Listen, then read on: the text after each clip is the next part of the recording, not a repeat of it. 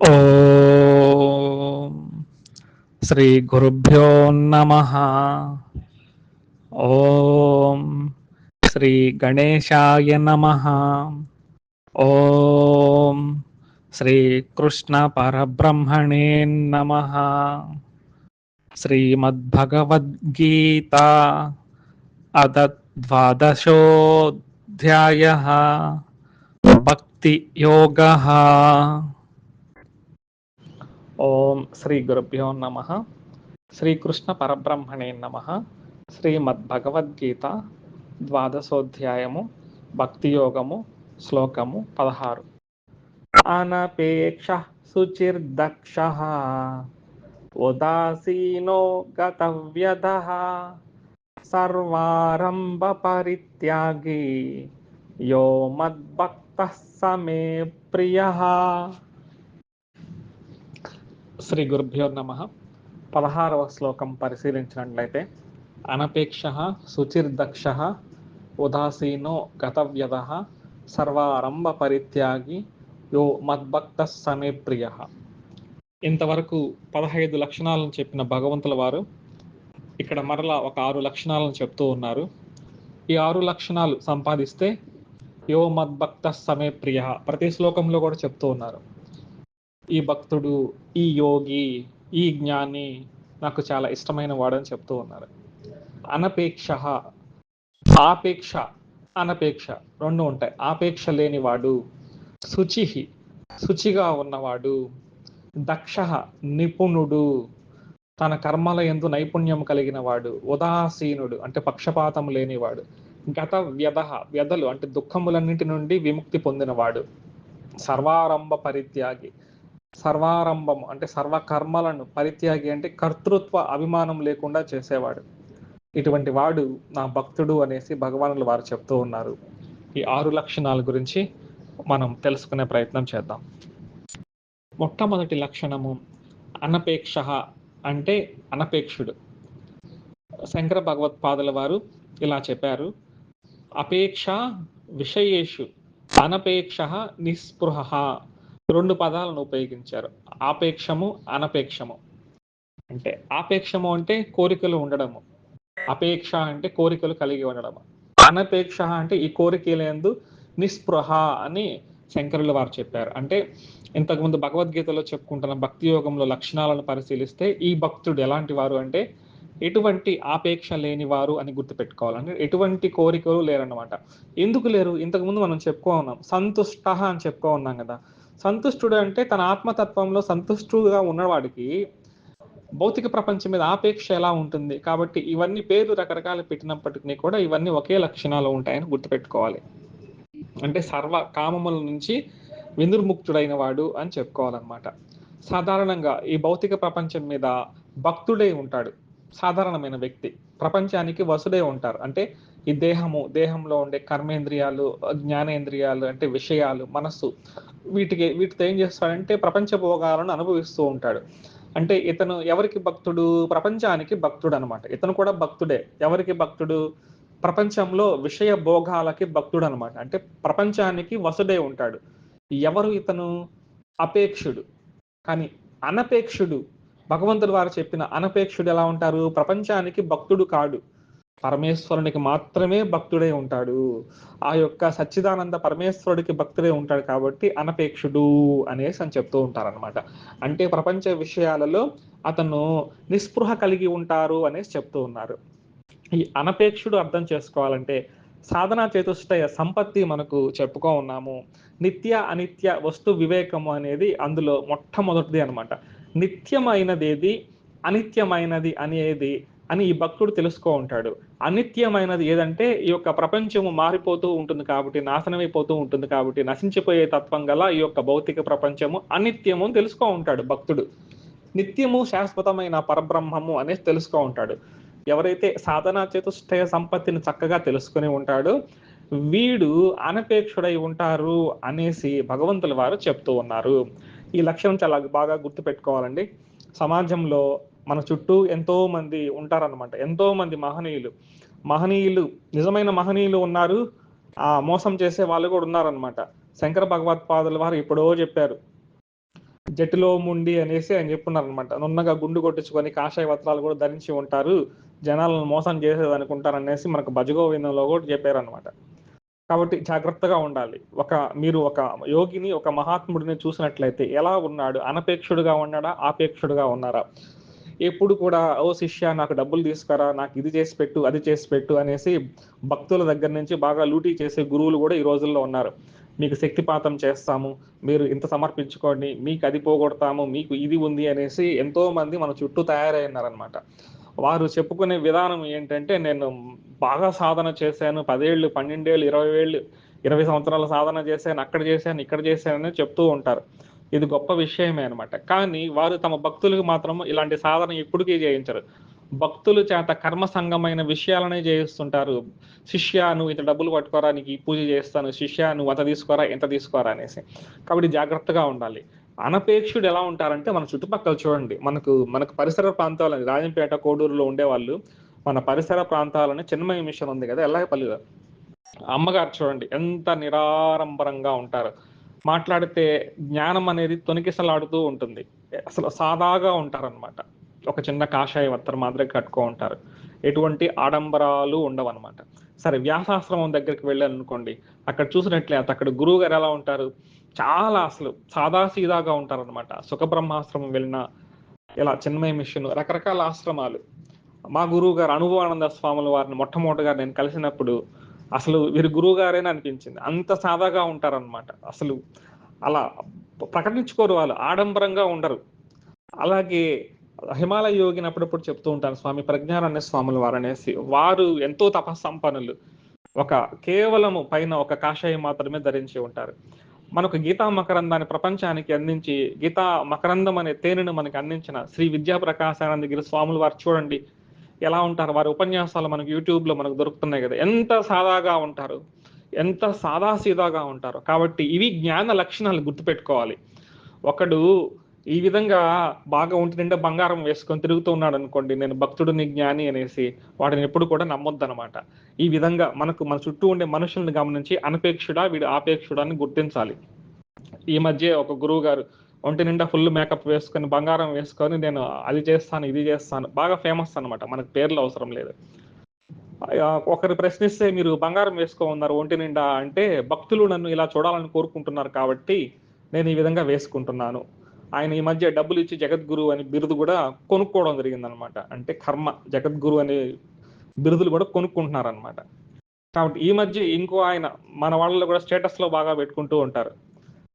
మనకు పేర్లు అవసరం లేదనమాట. హిందుత్వం గురించి కూడా బాగా చెప్తూ ఉంటారు. సోషల్ మీడియాలో ఎప్పుడు యాక్టివ్గా ఉంటారు. సాధారణంగా చూస్తే ఈ మధ్య 2 కోట్ల కారు అనమాట. కాబట్టి గుర్తుపెట్టుకోవాలి, ఇలాంటి వాళ్ళు మన సమాజంలో ఉంటారు. ఇంకొకరు ఉంటారు, మనం పేర్లు చెప్పుకోవడం లేదు, మొట్టమొదటిగా సైకిల్ వేసుకొస్తారనమాట. సైకిల్లో ఊరికి ప్రచారం చేస్తారు, దేవుడు మీకోసమే ఉన్నాడు, మీ పాపాలను కడిగేందుకు మాత్రమే దేవుడు పుట్టాడు అనేసి చెప్తారు.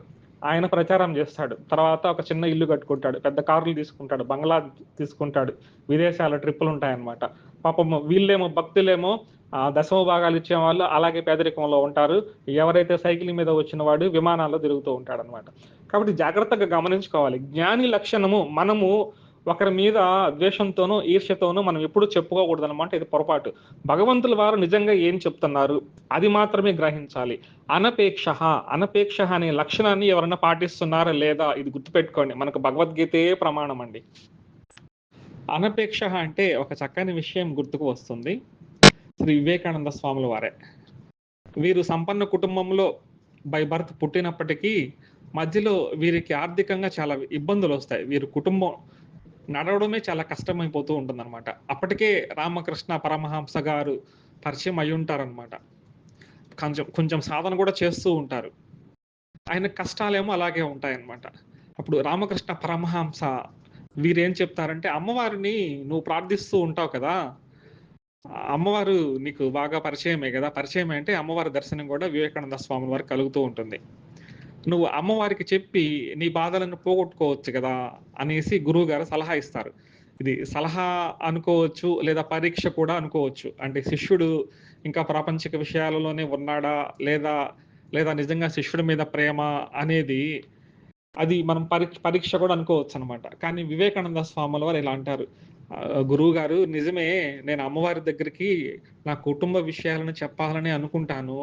కానీ అమ్మ దగ్గరికి పోగానే నాకు ఈ భౌతిక ప్రపంచంలోని విషయాలు చాలా చిన్నవనిపిస్తాయి. నేను అమ్మగారిని ఏం ప్రార్థించుకుంటానంటే, "అమ్మ, నా మనసులో శాశ్వతమైన భక్తి నీవు. నా భక్తి చెలించకుండా ఉండేటట్టుగా నాకు ప్రసాదించు తల్లి" అనేసి కోరుకుంటాను. ఈ యొక్క ప్రాపంచిక విషయాలు నాకు చిన్నవిగా కనిపిస్తున్నాయి.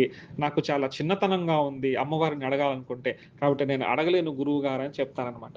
చూడండి, అమ్మవారితో ప్రత్యక్షంగా మాట్లాడేంత శక్తి ఉన్న గురువులు కూడా చూడండి, మాకిది కావాలి, అది కావాలి అని కాకుండా అమ్మవారి అనుగ్రహం ఉంటేనే చాలు అని పరిపూర్ణమైన స్థితిలో ఉంటారు. ఇటువంటి వారినే అనపేక్షులు అంటారు. కాబట్టి ఆపేక్షులు ఎవరు, అనపేక్షులు ఎవరనేసి మనకు ఈ భౌతిక ప్రపంచంలో జాగరూకత కలిగి ఉండాలి. శుచిహి పరిశీలించినట్లయితే, అంటే శుచి అనే లక్షణమును పరిశీలిస్తే, శుచిః బాహ్యేన అభ్యంతరేణ చ శౌచేన సంపన్నః అని శంకర భగవత్పాదుల వారు చెప్పారు.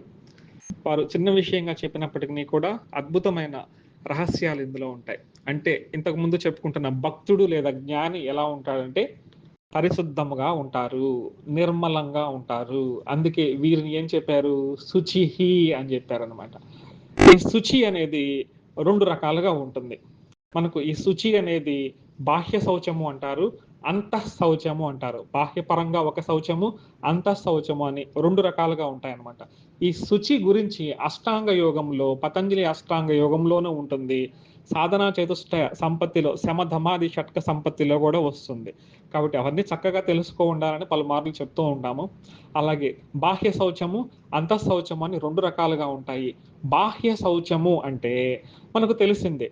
మన దేహాన్ని ప్రతినిత్యం కూడా శుభ్రపరుచుకుంటూ ఉంటాము. అంటే వస్త్రాలను శుభ్రంగా ఉంచుకోవడము, మన చుట్టూ ఉండే మన గృహాన్ని, మన పరిసరాలను శుభ్రంగా ఉంచుకోవడము, మనం ఏదైతే పరికరాలను వాడుకుంటూ ఉంటామో, మన పరికరాలు, మనకు అవసరమైన పరికరాలు ఏవైతే ఉంటాయో బ్రతకడానికి, అన్నిటినీ కూడా చాలా పరిశుభ్రంగా ఉంచుకోవడాన్ని ఏం చెప్తారంటే బాహ్య శుభ్రత అని చెప్తాము. ఇది మనకు తెలిసిన విషయమే. కానీ అంతఃశౌచం అనేది కూడా ఒకటి ఉంటుందన్నమాట. అంతఃశౌచం అంటే మన సంకల్పం ఎప్పుడు కూడా సత్యంతోనే ఉంటుందన్నమాట. నిర్మల భావాలు కలిగి ఉంటాడనమాట. అంటే ఈర్ష్య అని, అసూయ అని, క్రోధము, భయము, ద్వేషము ఇలాంటి మాలిన్యాలన్నీ కూడా లోపల ఏమీ ఉండవన్నమాట. చిత్తము ఎప్పుడు కూడా పరిశుభ్రంగానే ఉంటుందన్నమాట. అంటే మన కొలంలో లోపల ఉండే విషయాలన్నీ కూడా ఎంత స్పష్టంగా తెలుస్తాయో అంత చిత్తం అంత నిశ్చలంగా ఉంటుందన్నమాట. కాబట్టి శౌచం అనేది 2 రకాలుగా ఉంటుందని గుర్తుపెట్టుకోవాలి. బాహ్యంగానూ శుచిగా ఉండాలి, అంతఃకరణంలోనూ శుచిగా ఉండాలి.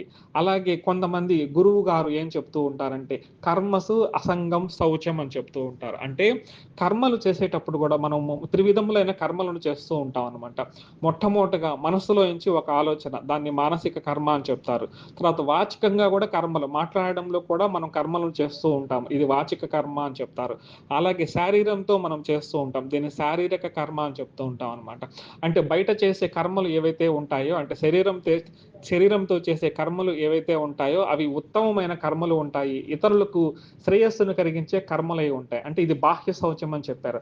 అలాగే మనస్సులో కూడా ఎలా ఉంటుందంటే, ఎప్పుడు ఆ భగవత్ తత్వాన్ని తెలుసుకో ఉంటారు కాబట్టి ఆ భగవంతుని రూపంలో ఉన్న ఈ ప్రపంచానికి కూడా చక్కగా సేవ చేస్తూ ఉంటారనమాట. అంటే ఎటువంటి కుళ్ళు కుతంత్రాలు లేవు అని చక్కగా గుర్తుపెట్టుకోవాలి. అరిషడ్ వర్గాలు 6 శత్రువులు అని చెప్పుకున్నాం కదా, ఇవి లేనివారు అని చెప్పుకోవాలి. ఇవి లేనివారు ఎవరైతే ఉంటారో వీరు అంతర్గతంగా కూడా శుచిని పాటిస్తూ ఉన్నట్టు మనం గుర్తుపెట్టుకోవాలన్నమాట. కాబట్టి ఈ శుచి అనేది చాలా జాగ్రత్తగా గుర్తుపెట్టుకోవాలండి. ఇది ఎందుకు చెప్పుకోవాల్సి వచ్చిందంటే, భగవంతుల వారు ఈ మధ్య అరుణాచలం అనుకోండి, మనకు కళ్ళ ముందు జరుగుతూ ఉండేది. అరుణాచలేశ్వరుడు అగ్నిలింగ స్వరూపుడు. అక్కడ ఎంతో మహిమాన్వితమైన పరమశివులు వారు అక్కడ ఉంటారు. దక్షిణామూర్తి స్వాముల వారు కూడా అక్కడే ఉంటారు. శ్రీ రమణ మహర్షులు అక్కడే ఉంటారు. ఈ మధ్యనే నిఖిల ఆశ్రమం అని కొత్తగా పెట్టారు. ఇంకా రకరకాల ఆశ్రమాలు, అనేక మంది సాధు సత్పురుషులు అక్కడ తపస్సులు చేసుకుంటూ ఉంటారు. అక్కడ అనేక శివలింగాలు ప్రత్యక్షించబడ్డాయి. అన్ని రకాల జ్ఞానపూరితమైన, భక్తిపూరితమైన, చైతన్యపూరితమైన, శక్తిపూరితమైన వాతావరణము మనకు అరుణాచలంలో కనిపిస్తూ ఉంటుందన్నమాట. ఈ పవిత్రమైన అరుణాచలం మనం వెళ్ళికి అరుణాచలం ఎవరిని దర్శించుకోవాలంటే అరుణాచలేశ్వరులను దర్శించుకోవాలి. అరుణాచల శివ అనుకుంటూ ప్రతి క్షణము కూడా మనం తన్మయత్వంలో ఉండాలన్నమాట. అలాగే ఆ రమణ మహర్షి ఆశ్రమం కానీ ఇలాంటి ఆశ్రమాలను సందర్శిస్తూ వస్తారనమాట. కానీ దురదృష్టవశాత్తు ఏం జరుగుతూ ఉందంటే, ఎవరో ఒక ఒక ఫేమస్ యూట్యూబరే అనమాట. వారికి కొంతమంది ఫాలోయర్స్ కూడా మనకు ఉన్నారని మనకు తెలుసు. మన పేర్లు వాడుకోవడం లేదు. అక్కడ ఒక అమ్మవారు పాపం ఆమె ఏదో మతి భ్రమించింది, ఏదో రకంగా ఉంది. ఎప్పుడు గుట్కాలు, కిళ్ళీలు నములుతూ ఉంటుంది. పాపం ఆమెకు స్పృహ లేకపోవడం వల్ల ఆమె వేసుకునే బట్టల మీదంతా కూడా అపరిశుభ్రంగా ఆ కిళ్ళి చూడడానికి ఎలా ఉంటుందంటే కొంచెము శుచి లేనితనంగా ఉంటారనమాట. పాపం వారి యొక్క అవస్థ అది. వారి పూర్వజన్మ సుకృతం వలన ఏమో అరుణాచలం చుట్టూ తిరుగుతూ ఉంటారనమాట. ఆమె బాధలు ఆమె పడుతూ ఉన్నారు. కానీ మన వాళ్ళు ఏంటంటే స్వార్థపరులు కదా! ఆమెను ఏం చేశారంటే అవధూత చేసేసారనమాట. అవధూత చేసి ఆమె దగ్గరికి పోవడము, వీడియోలు తీసుకోవడము, ఈమె అలా, ఈమె ఇలా, ఆమె ఎంగిలి తాగితే పవర్స్ వచ్చేస్తాయి, మన కష్టాలు తీరిపోతాయి.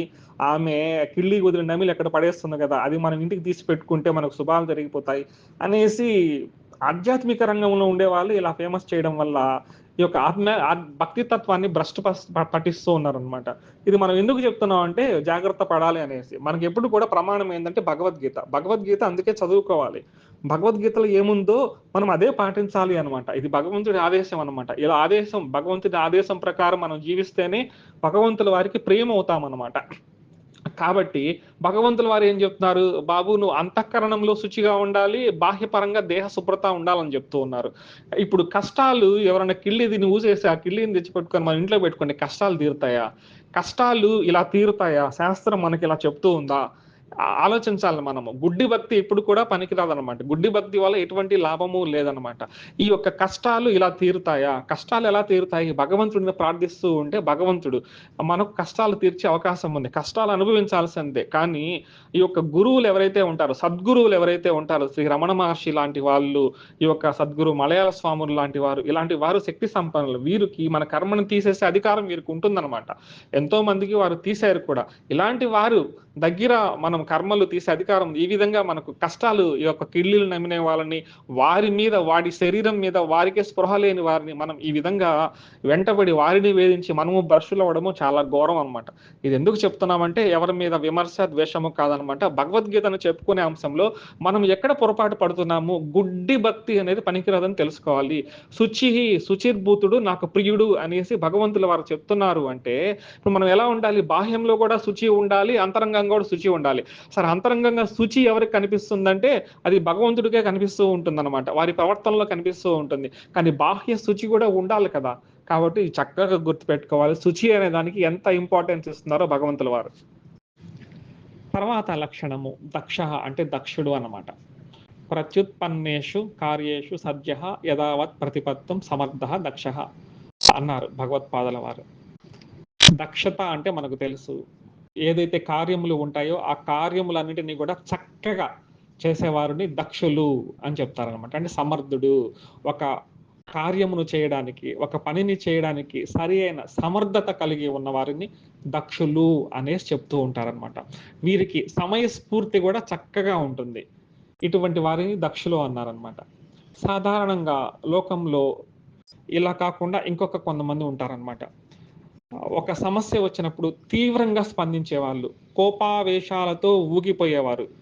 ఇటువంటి సందర్భంలో తాము చేయవలసిన కర్తవ్య కర్మలను సరిగా చేయలేకపోతారనమాట. ఈ యొక్క స్థితిలో ఉన్నవారు అంటే తెలియకుండానే తప్పులు జరిగిపోతూ ఉంటాయి. అంటే హై టెంపర్లో ఉంటారనమాట వీరు. సమస్య వచ్చినప్పుడు హై టెంపరేచర్లో ఉంటారనమాట. అలా కాకుండా ఇంకొకరు ఉంటారు, మీద పడుతున్నా కూడా ఏమి పట్టించుకున్నట్టుగా ఉంటారనమాట. మన ఎదురుగా ఏదన్నా అధర్మం జరుగుతుంది, మనకు సంబంధం లేదులే అన్నట్టుగా కూడా ఉంటూ ఉంటారనమాట. ఏం పట్టించుకోరనమాట. కాబట్టి ఈ 2 రకాల వ్యక్తుల ప్రమాదమే అని చెప్తూ ఉంది ఈ శాస్త్రము. అలా కాదు, దక్షుడు అంటే తను చేయవలసిన కర్మలు ఏవైతే ఉంటాయో అవి చక్కగా నిర్వర్తిస్తాడు ఈ భక్తుడు, జ్ఞాని అని చెప్తూ ఉంది. తద్వారా మనకు ఏం సందేశం లభిస్తుంది ఇక్కడ? కొంతమంది అపోహ కలిగిస్తూ ఉంటారు, భగవద్గీతని చేతుల్లో పట్టుకుంటే భగవద్గీత సన్యాసం బోధిస్తూ ఉంటుందనేసి. నిజంగా సన్యాసం బోధిస్తూ ఉందండి? ఇక్కడ పరిశీలించండి. భగవద్గీత విన్న అర్జునుల వారు సన్యాసం తీసుకోలేదు, గృహస్థాశ్రమంలో ఉన్నారు. బోధించిన వారు గృహస్థాశ్రమంలో ఉన్నారు, అయినా సన్యాసం తీసుకోలేదు. ఇద్దరూ సన్యాసం తీసుకున్నప్పుడు భగవద్గీత చదివే వారు ఎలా సన్యాసం తీసుకుంటారు? భగవానుల వారు ఏం చెప్తున్నారు? దక్షత కలిగి ఉండు బాబు అని చెప్తున్నారు. ఈ జ్ఞాని స్థితిలో ఉన్నప్పటికీ నువ్వు దక్షత కలిగి ఉండాలి. అంటే మనకు ఒక సంసారం ఉంటుంది. ఆ జ్ఞాని సన్యాసమే తీసుకోవాల్సిన అవసరం లేదు. సంసారంలో కూడా ఉంటారనమాట. గృహస్థుగా కూడా ఉంటారు. ఈ గృహస్థుగా ఉన్నప్పుడు తనకు కొన్ని అనుబంధాలు ఉంటాయి. భార్య, పిల్లలు, తల్లి, తండ్రి, సోదరులు ఉంటాయి. ఇంటిలో వ్యవహారాలన్నీ కూడా దక్షతతో చక్కబెట్టుకోవాలి. ఏదైనా సమస్య వస్తే హై టెంపరేచర్‌లో ఉండడమో, లేదా సమస్య గురించి పూర్తిగా స్పృహ లేకుండా నాది కాదు అన్నట్టుగా ఉండడమో కాదు. చక్కగా భార్యాభర్తతో సత్సంబంధాలు కలిగి సమస్య వచ్చినప్పుడు పరిష్కరించుకునే విధంగా, ఇంట్లో కార్యక్రమాలు దక్షత వచ్చే విధంగా, పుత్రులు, తల్లిదండ్రులు ఉంటారు. అన్ని కార్యాలలో చిరునవ్వుతో నీ కార్యాలను చక్కగా చేయవయ్యా అని చెప్తున్నారు. అలాగే సమాజంలో కూడా మనం కార్యక్రమాలు చేస్తూ ఉంటాం. సమాజంలో కూడా చక్కటి కార్యక్రమాలు చేస్తూ ఉంటాము. ఇది శ్రేయాన్ స్వధర్మో విగుణః అని చెప్పారు. కాబట్టి భగవద్గీతను ఎవరైతే చక్కగా చదువుకుంటారో వీరు సన్యాసం కాదు తీసుకునేది. తమ కర్తవ్య కర్మలు ఏవైతే ఉంటాయో అవి చక్కగా తీసుకుంటారు. పరిపూర్ణమైతే దక్షతతో చేసుకుంటారని గుర్తుపెట్టుకోవాలి. అపోహలలోకి పోకూడదు. అందుకే భగవద్గీత పవిత్రమైన అద్భుతమైన గ్రంథం అన్నమాట. ఉదాసీనుడు తర్వాతి లక్షణము న కస్యచిత్ మిత్రాదేః పక్షం భజతే యః స ఉదాసీనః అనేసి శంకర భగవత్పాదుల వారు చెప్పారు. అంటే పక్షపాతము లేనివాడు ఉదాసీనుడు. సాధారణంగా ఉదాసీనుడు అని మనం ఎవరిని అనుకుంటూ ఉంటామంటే నిర్లిప్తతతో ఉండేవాడు, ఎటువంటి కార్యముల పట్ల ఆసక్తి లేకుండా నిర్లిప్తతో ఉండేవాడు ఉదాసీనుడు అని చెప్తూ ఉంటారు. ఇది పొరపాటు. అలా కాదు. ఉదాసీనుడు అంటే ఉత్ ప్లస్ ఆసనము. ఉదాసీనం అంటే ఉత్ ప్లస్ ఆసనము అంటే ఉత్తమమైన ఆసనం అంటే ఉత్తమమైన స్థితిలో ఉన్నవాడు అని గుర్తుపెట్టుకోవాలి. ఈ ఉత్తమమైన స్థితిలో ఉన్నవాడికి పక్షపాతము అంటూ ఏమీ ఉండదు. అంతా భగవతత్వమే కనిపిస్తూ ఉంటుంది కదా. ఆ ఉత్తమమైన స్థితిలో ఉన్నాడు కదా. ఉత్తమమైన స్థితిలో ఉన్నప్పుడు మిత్రులు ఉండరు, శత్రువులు ఉండరు. ఒక పక్షము నా వాళ్ళు అనరు, ఇంకొక పక్షము నాకు శత్రువులు అనడు అనమాట. అంటే రెండింటి విషయములందు సమభావము కలిగి ఉంటారని గుర్తుపెట్టుకోవాలి. అంటే నా కస్యచిత్ మిత్రాదే పక్షం భజతే అంటే ఒకరిని మిత్రులుగాను ఇంకొకరిని శత్రువులుగాను చూడకుండా సమబుద్ధితో ఎవరైతే కలిగి ఉంటారో వీరే ఉదాసీనులు అనేసి భగవానుల వారు చెప్తున్నారు. కాబట్టి ఉదాసీనుడు అంటే ఏ పని చేయకుండా నిర్లిప్తంగా ఉండేవారు అని కాదు, పక్షపాతరహితుడు అనేసి మనం చాలా గుర్తు పెట్టుకోవాలన్నమాట. ఒక గురువు గారు తమ ఉపన్యాసంలో ఈ విధంగా చెప్పారనమాట. వారి దగ్గరికి రెండు పార్టీలు వస్తాయి, అటుపక్క పార్టీ ఇటుపక్క పార్టీ అనమాట. ఒక పార్టీ వారు ఎలా వస్తారంటే గురువు గారు మీరు ఉన్నత స్థితిలో ఉన్నారు కాబట్టి మీకు మాకు సపోర్ట్ చేయాలి అనేసి.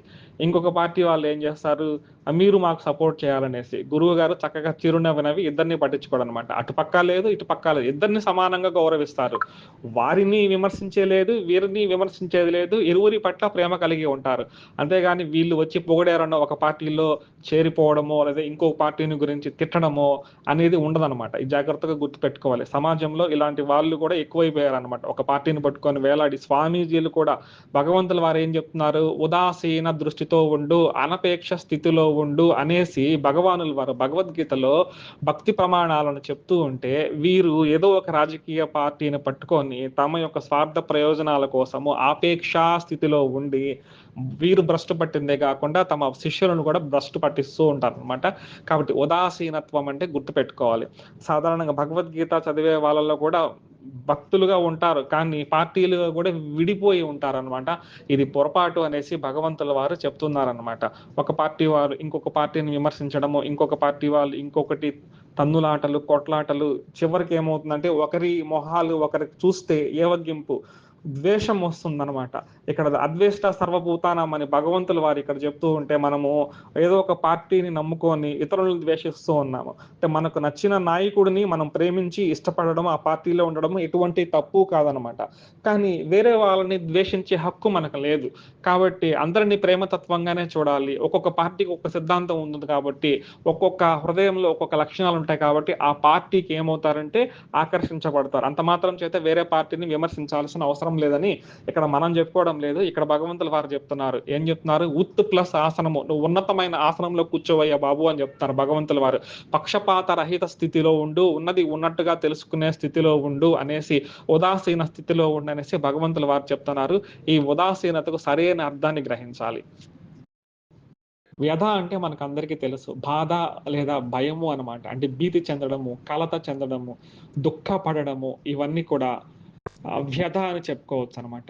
వ్యధ అనేది ఎందుకు వస్తూ ఉందంటే సాధారణంగా పరిశీలిస్తే మనకు శాస్త్రాలలో కొన్ని కర్మలు చెప్పబడ్డాయి. ఇవి చెయ్యాలి, ఇవి చేయకూడదు. చేయవలసిన కర్మలు, చేయకూడని నిషిద్ధ కర్మలు ఉంటాయి. మనము తెలియక శాస్త్రాలలో చెప్పిన కర్మలను అసలే చేయము. ఏది చేయవద్దు అంటామో అవే చేస్తామనమాట. అంటే చేయవలసిన కర్మలను చేయకుండా, చెయ్యకూడని కర్మలను చేస్తూ ఉండడం ద్వారా ఏమవుతుందంటే వీటికి కొన్ని ఫలితాలు వస్తూ ఉంటాయన్నమాట. అంటే దీని ద్వారా బాధింపబడుతూ ఉంటాము. ఇది వ్యధ. దీనినే వ్యధ అంటారని చెప్తారనమాట. ఇక్కడ భగవంతుల వారు ఏం చెప్తున్నారు? గత వ్యధః. ఎంత చక్కని మాట చెప్పారు. ఇంతకుముందు నీకు తెలియకుండా చేసావు. జరిగిపోయిందది. ఏమన్నారు? గతః. గతం గతః అన్నారు. గతంలో చేసావు నువ్వు సరిపోయింది. ఇప్పుడు నువ్వు గురువు వాక్యానుసారము లేదా నీ పూర్వజన్మ కర్మ విశేషం వలనో నీకు చేతిలోకి భగవద్గీత వచ్చింది. లేదా గురువుగారు పరిచయం అయ్యారు. ఇప్పుడు గురువుగారు లేదా శాస్త్రము లేదా భగవద్గీత నీకు ఒక మార్గాన్ని చూపించింది. ఏ కర్మ చేయాలో చక్కగా నీకు తెలిసేటట్టు చేసింది. ఏది చెయ్యకూడదో కూడా చెప్పింది. ఇప్పుడు నీకేం తెలుసంటే విచక్షణ అనేది ఉంది. ఏది చెయ్యాలి, ఏది చేయకూడదని ఇప్పుడు తెలిసింది కదా. ఇప్పుడు సరైన కర్మలు చెయ్యి అనేసి భగవంతుల వారు అంటున్నారు. గతం కదా, గతం గతః అనేసి చెప్తూ ఉన్నారనమాట. కాబట్టి గతాన్ని ఎప్పుడు విడిచిపెట్టాలి. ప్రతి ఒక్కరు గుర్తు పెట్టుకోవాలి. పాపము పుణ్యము రెండు కలిపి చేసి ఉంటేనే మానవ జన్మలోకి వస్తామన్నమాట. సంపూర్ణంగా 100% పుణ్యమే ఉంటే ఏ స్వర్గలోకంలోనే ఇంకో లోకంలో ఎక్కడో సత్యలోకంలో ఉండేవాళ్ళము. మరీ పాపాలు చేస్తూ ఉంటే అదో పాతాళ లోకంలో ఉండేవాళ్ళము. మిశ్రిత కర్మలు చేశాం కాబట్టి మనం ఈ మానవ లోకంలో ఉన్నాం. మనకు ఇది ఒక కర్మ ప్రక్షాళన చేసుకోవచ్చు. మన పరిస్థితులను చక్కదిద్దుకోవచ్చు అనమాట. అలా కాకుండా నేను గతంలో అలా చేశానండి, నాకు తెలియక చేశానండి, పొరపాటు చేశానండి, ఎప్పుడు కూడా గతాన్ని తలచి ఎటువంటి లాభం లేదని భగవంతుల వారు చెప్తున్నారు. గతంలో నుంచి బయటికి రా. అప్పుడు చేసావు సరే, గతం కదా అయిపోయింది. ఇప్పుడు నీ చేతిలోకి భగవద్గీత వచ్చింది కదా, సరైన మార్గంలో ప్రయాణించు అని చెప్తూ ఉన్నారనమాట.